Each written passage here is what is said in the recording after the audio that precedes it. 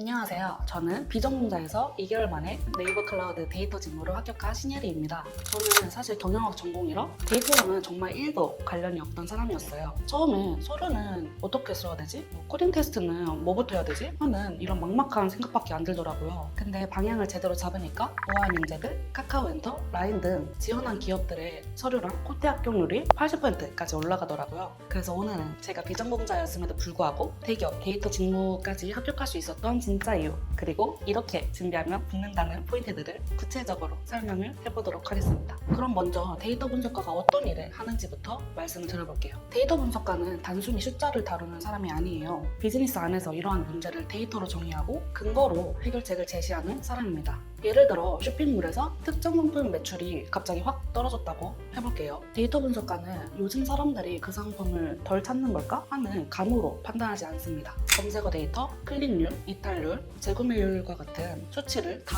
하나하나 분석해서 매출 하락의 원인을 찾아내고 메인 배너 노출을 바꾼다든지 아니면 추천 알고리즘을 조정을 한다든지 하는 실질적인 액션으로 연결하는 역할을 합니다. 이런 식으로 데이터를 통해 문제 원인을 찾아내고 비즈니스가 앞으로 어떤 결정을 내려야 할지 근거를 만들어주는 거예요. 결국 데이터 분석가는 숫자를 보는 사람이 아니라 데이터로 방향을 제시하는 사람입니다. 제 생각에 데이터 분석가 취업의 핵심은 3가지예요. 첫 번째는 데이터 해석력입니다. 단순히 숫자를 보는 게 아니라 그 뒤에 있는 사람의 행동을 읽어야 해요. 예를 들어 매출이 떨어졌을 때 그냥 수치가 내려갔네? 로 끝나는 게 아니라 어떤 고객층에서 떨어졌을까? 언제부터 그 변화가 시작됐을까? 찾아내는 거죠. 저는 이 역량을 기르기 위해 커널 아카데미 부트캠프 프로젝트에서 실제 이커머스 데이터셋을 분석을 해봤습니다. 그때 데이터는 그냥 숫자가 아니라 사람들의 행동 기록이자 비즈니스의 성적표구나 라는 걸 깨달았습니다. 제가 참여했던 프로젝트 중 하나를 간단히 보여드릴게요. 지금 보시는 그래프는 프로모션 기간 동안의 신규 회원 유입수와 매출의 상관관계를 분석한 결과입니다.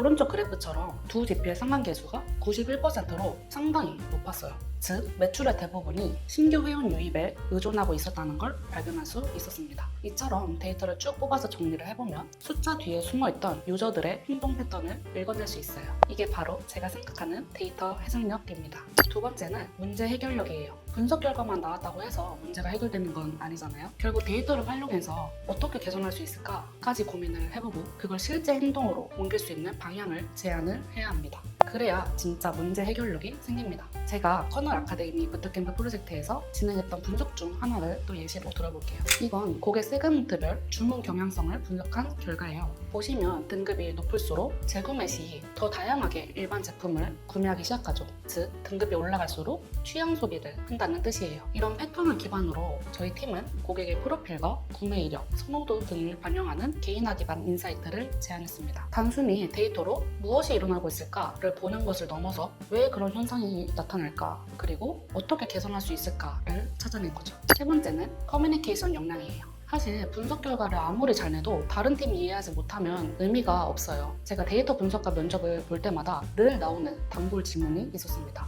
바로 협업 부서 및 상위 결정권자에게 이 결과를 어떻게 이해시키고 설득할 것인가였는데요. 사실 데이터는 합리적인 의사결정을 위한 소통의 도구라고 생각해요. 그러니까 의사결정자가 보다 쉽게 납득하고 정확히 판단할 수 있도록 이해하기 쉽게 공유하는 것이 매우 중요한 거죠. 그래서 저 같은 경우에는 커널 아카데미 부트캠프 프로젝트 때 SQL 분석 결과를 시각화해 팀원들에게 공유했습니다. 데이터를 잘 모르는 팀원들도 한눈에 이해할 수 있게 시각적으로 정리했더니 의사결정 속도도 훨씬 빨라지더라고요. 그 과정을 통해 데이터를 설명하는 능력도 중요한 역량이구나 라고 느꼈습니다. 이 3가지 역량은 책이나 유튜브 강의만 봐서 역량을 강화하기는 사실 어려운 것 같고, 직접 데이터를 다뤄보고 팀 단위 프로젝트를 해보는 경험이 빠른 습득에 도움이 되는 것 같아요. 저는 커널 아카데미 부트캠프 덕분에 따로 프로젝트 팀이나 스터디를 구할 필요 없이 실무 프로젝트들을 많이 경험할 수 있어서 효율적으로 역량 강화가 가능했던 것 같습니다. 여기까지는 데이터 분석가가 어떤 일을 하는지, 그리고 그 일을 하려면 어떤 역량이 필요한지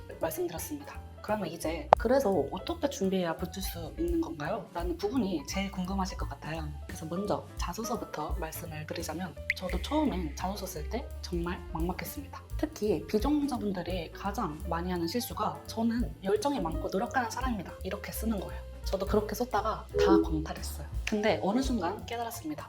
자소서에서 중요한 건 노력이 아니라 증거더라고요. 즉, 문제, 내가 한 행동, 숫자로 증명된 결과 이 세 가지만 딱 있으면 통과 확률이 확 올라갑니다. 예를 들어 저는 K뱅크 인턴 시절 사용자 행동 데이터를 분석해서 유입이 높은 페이지를 찾아내고 CRM 캠페인을 새로 기획했습니다. 그 결과 서비스 MAU가 약 24% 증가했어요. 이런 식으로 결과를 구체적인 수치로 보여주면 면접관이 이 사람은 정말 실제로 뭔가를 해본 사람이구나 라고 인식을 잘 하시더라고요. 즉, 열심히 했습니다가 아니라 명확한 성과를 만들었습니다. 이게 붙는 자소서와 떨어지는 자소서의 차이였어요. 다음은 코딩 테스트입니다. 여기도 많은 분들이 처음엔 다들 문제 많이 풀면 언젠가 붙겠지? 라고 생각을 하시곤 하세요. 근데 진짜 그렇게 하면 다들 중간에 포기를 하게 됩니다. 저는 그래서 좀 다르게 접근을 해봤어요. 양이 아니라 패턴을 중심으로 공략을 했거든요. 제 코테 실력의 비법은 저만의 3단계 공부법 덕분인데요. 아무한테도 얘기를 안 했던 비법인데 오늘은 그걸 공개를 해보겠습니다. 그래서 1단계는 SQL 빈출 패턴을 익히는 거예요.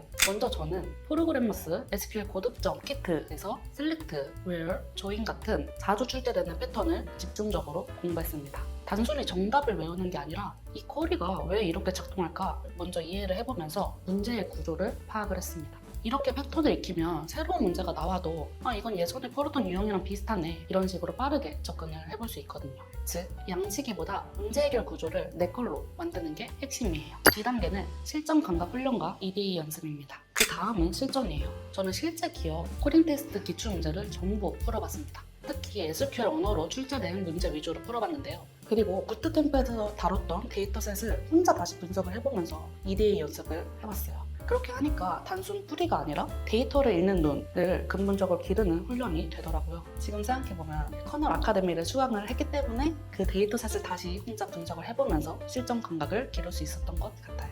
마지막은 오답 정리와 키워드화입니다. 커널 아카데미 부트캠프 때부터 본격적으로 시작해 틀린 문제나 어려웠던 문제들을 제 개인 블로그에 기록을 하면서 왜 틀렸는지 그리고 어떤 접근이 맞았는지를 유형별로 키워드화해서 정리를 꾸준히 해봤어요. 이 과정을 저는 그냥 참고용으로 해봤던 건데 입사 후에 알고 보니 실무진 선배님들이 정답보다 사고 과정이 중요하다 라고 말씀을 해주시더라고요. 제가 이렇게 블로그에 기록을 해둔 과정들이 차곡차곡 쌓여 논리적인 사고력과 전달력을 길러주는 포트폴리오 역할을 해주지 않았나 싶습니다. 이 과정을 반복하면서 자연스럽게 서류와 코테 합격률이 80%까지 올라갔어요. 근데 여기서 끝이 아니에요. 코딩 테스트를 통과하고도 포트폴리오 때문에 떨어지는 분들 정말 많잖아요. 대부분 처음에 포트폴리오를 만들 때 예쁜 그래프나 시각화 자료, 깔끔한 리포트를 채워 넣거든요. 근데 기업이 보는 포인트는 그게 아니에요. 딱 이 사람이 실제로 현업에서 문제를 해결할 수 있는가 요 한 가지를 봅니다. 그래서 저는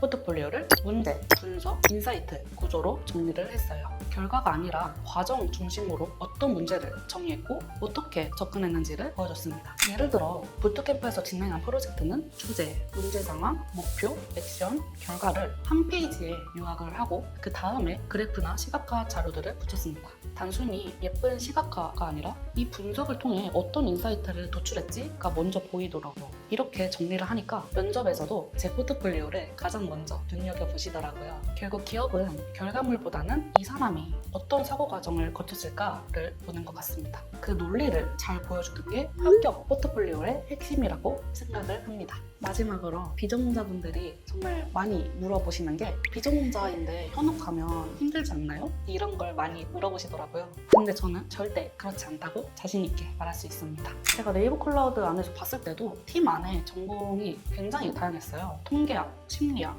경영학, 그리고 디자인 등 데이터 관련 비전공자가 절반은 넘는 것 같았습니다.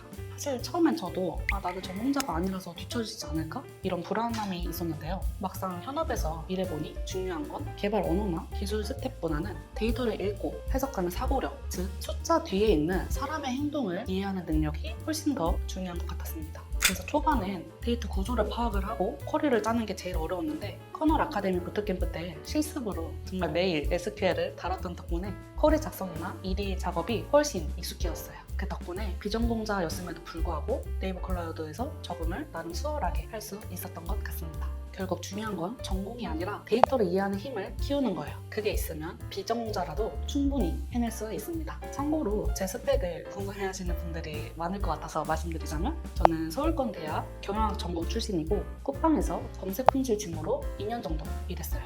그리고 자격증은 ADSP와 SQLD 정도 있었습니다. 커널 아카데미 데이터 분석 부트캠프를 수료한 뒤 네이버 클라우드 데이터 직무에 합격할 수 있었습니다. 저도 여러 부트캠프를 비교를 해봤는데 국비 지원 부트캠프 중에 커널 아카데미가 실무 중심 커리큘럼이 가장 잘 잡혀있더라고요. 파이썬, SQL처럼 현업에서 바로 쓰는 툴을 단계별로 배울 수 있고 그리고 무엇보다도 실제 기업 데이터를 다뤄보는 프로젝트 멘토링이 있어서 공부한 걸 바로 적용해볼 수 있다는 점이 수강하게 된 가장 결정적인 부분이었습니다. 제가 수강한 부트캠프 과정이 궁금하시다면 제 블로그 링크와 함께 추가를 해둘 테니 영상 아래 고정 댓글에서 확인을 해주시길 바랄게요. 제가 오늘 나눈 경험들과 팁들이 데이터 분석가를 준비 중이신 모든 분들께 조금이나마 도움이 됐으면 좋겠습니다. 제 이야기 들어주셔서 감사합니다. 여러분의 도전을 진심으로 응원합니다.